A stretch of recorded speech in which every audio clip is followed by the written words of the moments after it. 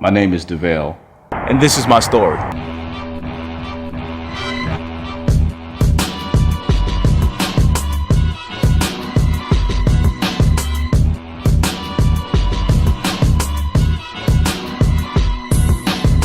What it means to surrender to me is simply this: is putting down your will, is dying to yourself. And as I check my life daily, as I do self-checks in my life, I see that there's areas in my life that have to die. In order for you to surrender over to something, it's kind of like you have to give in. The Bible talks about in Ecclesiastes that there's a time for everything, and there's a time for you to die. And sometimes that dying is not a physical death, but it's a spiritual death. Paul talked about how we die daily.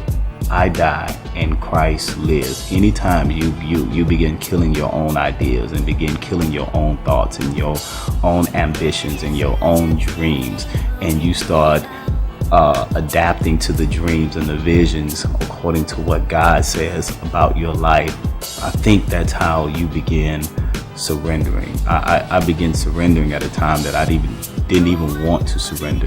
It was just kind of purpose. When purpose sets in, it's like you can't really control it. I choose to die daily.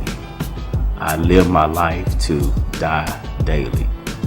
To have a heart of worship, again, is surrendering. It's very, very difficult for you to worship when it's all about you. I think the type of worship that pleases God is the type of worship that we do every day. Not the type of worship that we come in and we lift our hands in the sanctuary. I think the type of worship that pleases God is our lifestyles. It's what we do with our lives every single day. I think that's also worship. And if you can ever get in your mind that when I'm getting ready to worship, I don't win, God always wins. And that's another level of surrendering. What makes God smile? I think what makes God smile is our obedience and how we live our lifestyle every single day. I believe that we should live our lifestyle according to purpose, not just mere existence.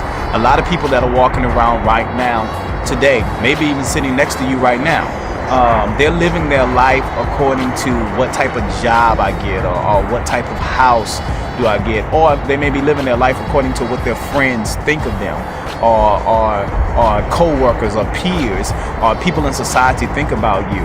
And then at the end, you left with nothing. But when you live your life according to purpose, I believe that pleases God, and God will look down on you and God will begin smiling because you didn't live your life according to stuff that's going to pass away.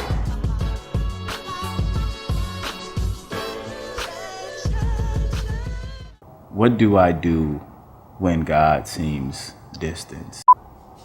Man, that's a scary feeling. Have you ever been lost in a different world where everything you once knew is gone, and you find yourself powerless with everything that exists?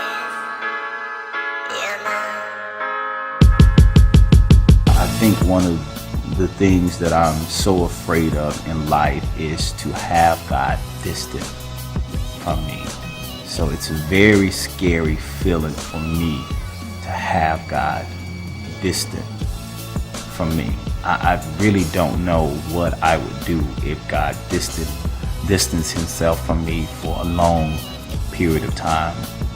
I've had times where I felt like God was distant from me. But to tell you the truth, it was me. It really wasn't God. It was what I was doing. It's what my thoughts. It was my insecurities. So whenever you have those times where you feel as if God is distant from you, you have to remind yourself that God is everywhere and that God is here and that he hasn't distanced himself from us.